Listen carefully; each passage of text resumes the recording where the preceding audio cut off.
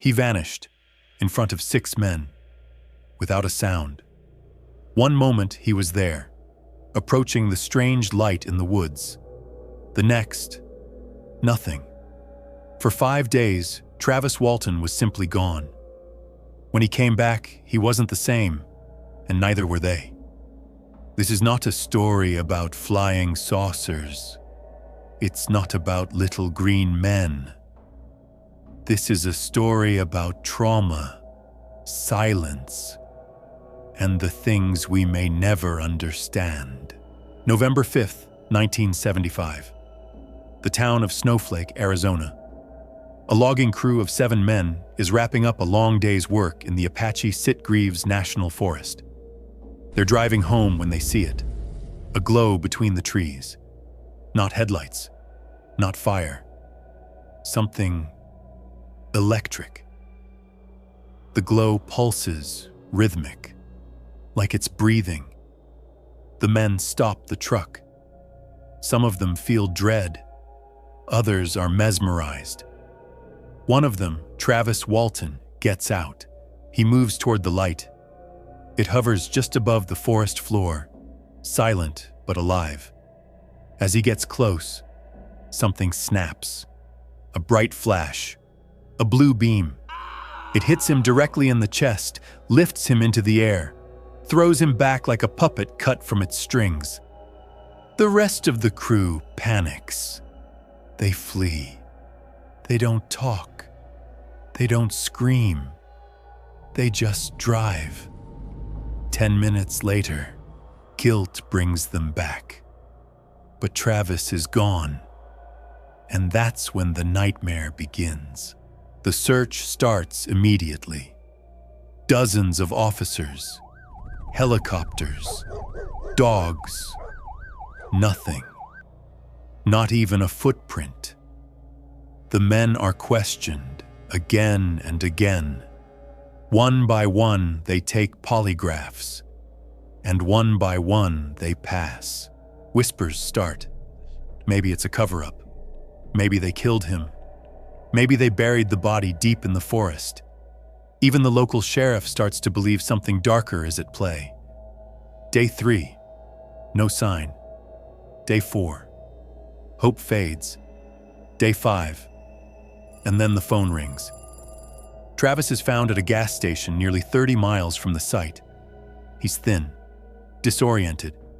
He collapses into his brother's arms, crying, repeating just one word. They took me. What follows is confusion, media frenzy, and something worse. Memories that come not in words, but in nightmares. Travis agrees to undergo hypnotic regression. What he describes is beyond comprehension. He remembers waking up on a metallic table. The room is dimly lit, humid, and heavy. Around him are 3 beings, small, gray. Their faces are smooth, their eyes black and bottomless. He tries to move. He can't. Tries to scream. No sound. A device is pressed against his chest. It burns. Inside his mind, images flicker. Symbols, stars, screams. Suddenly, he's in another room. Bright, sterile. Human-like figures are there. Taller, with golden hair and strange eyes. They don't speak. They lead him calmly. He blacks out again. And then, he's in the woods, alone, cold, terrified. He runs until he finds a highway. That's when he calls home. Back in Snowflake, everything changes. The town becomes a circus. Reporters, skeptics, believers, all hungry for answers. Travis is examined by doctors, psychologists, military officers. The polygraph results confirm he believes what he's saying. But belief is not proof. He becomes a symbol, either of proof or delusion. But privately, he struggles. He wakes up screaming, suffers migraines, becomes reclusive. The other crew members drift apart. Some never recover. One of them says, "What we saw, it doesn't leave you. Not ever." Years later, Hollywood comes knocking. The film Fire in the Sky captures the horror, but Travis says it still doesn't get it right. What really happened, he says, was worse. So what really happened that night in the Arizona woods? Theory 1. A real alien abduction. Multiple witnesses, missing time, physical symptoms, consistent hypnosis accounts. Theory 2. Mass psychosis. A shared hallucination brought on by exhaustion or guilt. But can 7 people share the same vision over decades? Theory 3. A covert experiment. A psychological or chemical test gone rogue, conducted by military interests, perhaps involving MK Ultra techniques. Theory 4. A hoax. But why would they lie? Only to suffer ridicule, lost jobs, and lifelong trauma. None of the answers fit, and maybe that's what makes it real.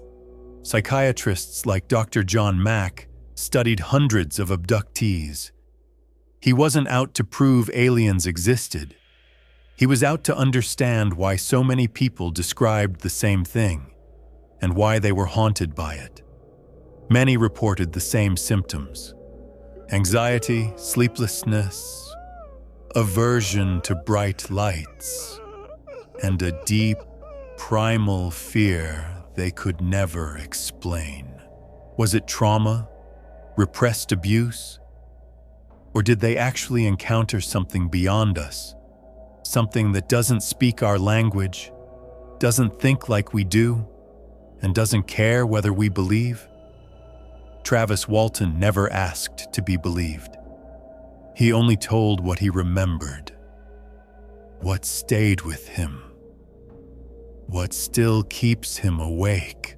In the end, we may never know what Travis Walton experienced, but we do know this: the terror was real. Sometimes, the scariest part of the unknown isn't what it is, but that it doesn't need to explain itself to us.